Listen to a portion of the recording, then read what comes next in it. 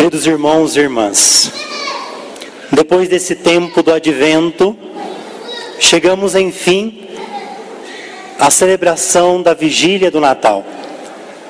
Durante essas 4 semanas, nós nos preparamos para o dia de hoje, para junto com Maria, com José, no Evangelho de hoje, com os pastores, contemplar o nascimento de Jesus. Hoje, como pároco, celebro minha última missa de Natal nessa paróquia. Ano que vem, uma nova missão, como superior da Casa Geral da nossa congregação. Superior, mas no sentido de alguém que está indo para colaborar com aquela casa conhecida como Mosteiro da Sagrada Face. Colaborar com os dons que tenho, mas também com as minhas fragilidades. Então, desde já, peço que rezem por mim nesta nova missão do próximo ano. Estamos celebrando, diz o Evangelho de hoje, não tenhas medo. Tem alguém aqui que veio com medo hoje? Quais são os medos que você está vindo hoje nesta missa? O Evangelho disse várias vezes: Maria, não tenhas medo. José, não tenhas medo. E está dizendo hoje para nós: quais os medos que tem te afligido? É o da doença? É o da falta de conciliação com a sua família? É na igreja? Não tenhas medo, porque eu vos anuncio uma grande alegria, que será para todo o povo. Meu irmão, o Natal não é para o católico. O Natal não é para o batizado. Deve ser mais ainda. Olha o que disse o texto. Esta alegria será, esse nascimento será para todo o povo. O Messias que era esperado, não era para todo o povo. O Messias que era esperado é para a religião. Era para um grupo de religiosos que esperavam o Messias. O Salvador não é para a religião, não é para um grupo de pessoas. Aquele menino que se faz carne, habita no meio de nós, é para todos. Portanto, quando você vem rezar aqui hoje, você não tem nem noção que esta celebração que nós realizamos, nós estamos intercedendo e rezando por todos, principalmente por aqueles que ainda, por diversos motivos, não tiveram condições de descobrir esse menino que nasce. Portanto, esse nascimento é para toda a humanidade. A primeira leitura de hoje é a leitura do profeta Isaías. O profeta Isaías, ele nos ajuda a preparar, a acolher esse menino que vai nascer. E diz assim o profeta Isaías hoje: o povo que andava na escuridão viu uma grande luz. Você consegue perceber como que este nascimento já transformou a sua vida? Ninguém hoje deveria, por menor que seja, por todos os problemas que tem, deixar de perceber a luz de Cristo manifestada na sua vida. E desta luz, você deveria acender as suas velas, como essas velas que foram acesas no tempo do Advento. Acendendo-as, ser um sinal transformador, primeiro para você, depois para a vida dos seus irmãos. Cristo acende a sua luz, e aí você pode levá-la lá para o seu trabalho, lá para a sua casa, lá para a sua pastoral, lá para o hospital. Se nós estamos celebrando hoje o nascimento, a grande luz que dissipa as trevas, ninguém pode sair daqui sem estar iluminado, sem estar cheio desse Deus, para se enriquecer e para levar para fora.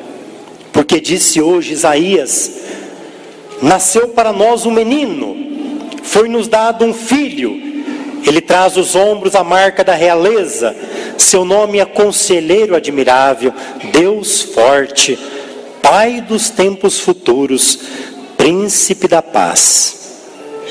Disse hoje o Evangelho que Maria, ela envolveu o menino Jesus ao nascer em faixas. Jesus vai nascer e morrer envolto em faixas. A criança, quando nascia, era ele envolvida em faixas, para dizer que esse menino nasceu como as crianças nasciam.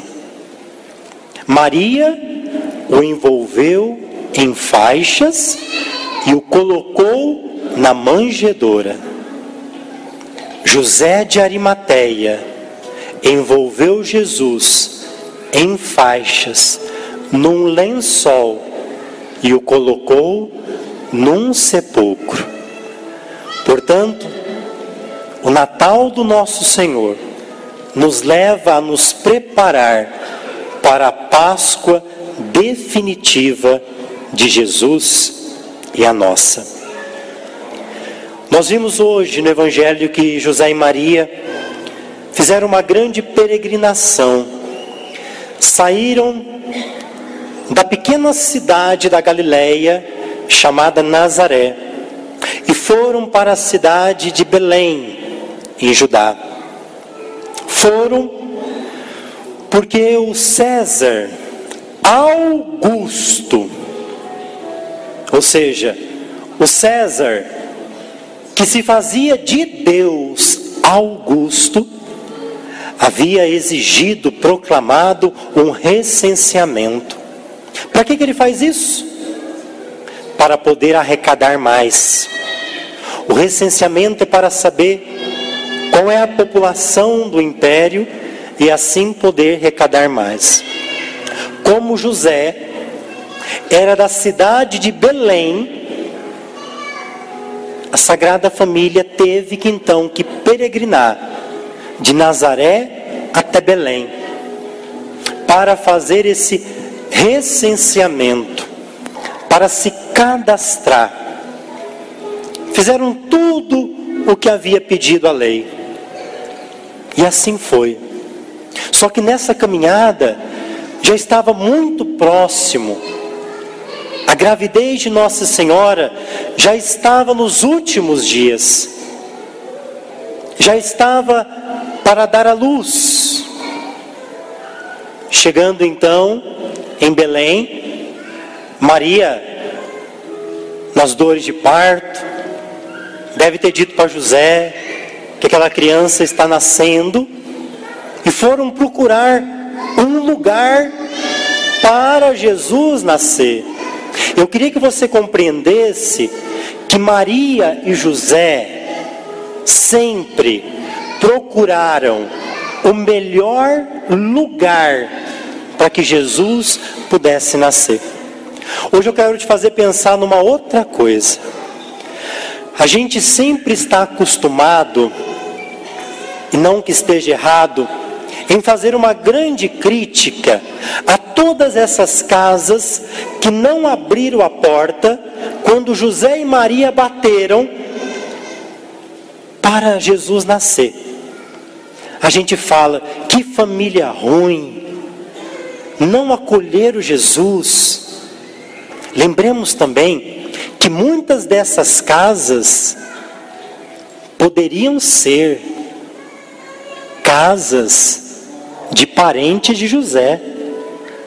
Porque José está voltando para Belém, que é a terra dele. Talvez essas casas que lhe foram fechadas as portas, pode ser também que seja da família dele. Talvez você está aqui com o coração triste, porque a pior dor que você tem é mágoa na sua família, como essa de José, que talvez parentes não abriram a porta da sua casa para que seu filho pudesse nascer. Mas o pior não é isso. Eu penso que Jesus, sendo rei, poderia ter nascido num palácio. Por que Jesus não nasceu num palácio? Porque o palácio não é digno de Jesus nascer. Jesus não é que ele não encontrou lugar lá em Belém. Ele não encontrou lugar para nascer no palácio. Porque no palácio, quando você bate na porta, não é permitido entrar um Deus humilde, pequeno, frágil de uma criança. Um Deus que vem na fraqueza de um bebê. O Deus que vem na fragilidade de um menino. Um Deus que humanamente não tem nada para oferecer. O palácio só entra quem é grande. No palácio você entra se você tem ouro. Você entra se você tem título. Esse menino não teve lugar no palácio, não simplesmente naquelas casas. E hoje, diz o Evangelho, hoje nasceu para nós o menino. Hoje é hoje. E diz ainda que os pastores foram adorar o menino. Olha que evangelho revolucionário. Diferente do que nós entendemos de pastores, achamos um povo bonitinho, é totalmente ao contrário. Os pastores da época de Jesus é a pior profissão que tem.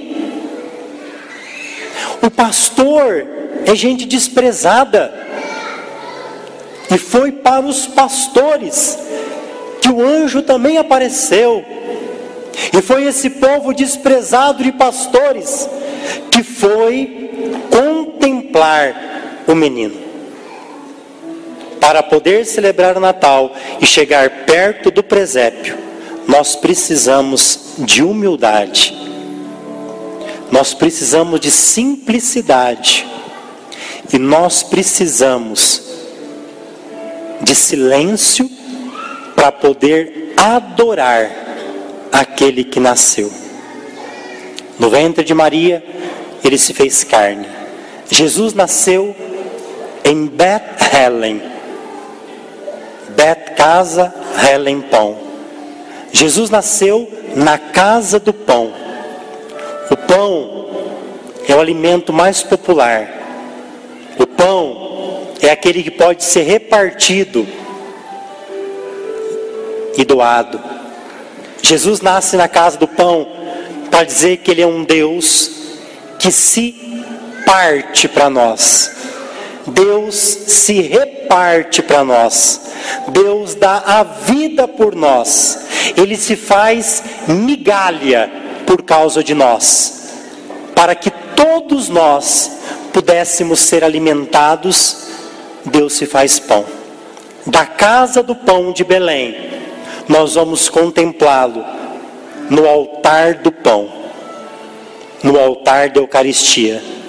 Daqui ele se faz alimento.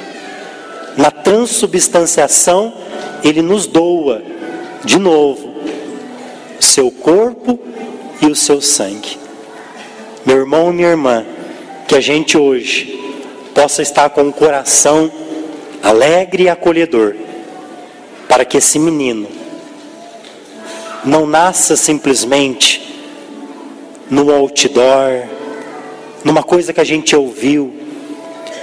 Ele quer nascer hoje, é hoje, na nossa história. Permita que Deus hoje nasça no seu coração. Se por acaso a tua família, disse a primeira leitura, anda nas trevas, está uma desgraça, Deus está dizendo para você hoje, você vai ser um instrumento. Você, não é outra pessoa não. Você vai ser um instrumento. Se acolher esse menino no seu coração, Deus vai te usar para ser uma luz que você não imagina a força que você vai ter para fazer a diferença transformadora na tua família. Louvado seja nosso Senhor Jesus.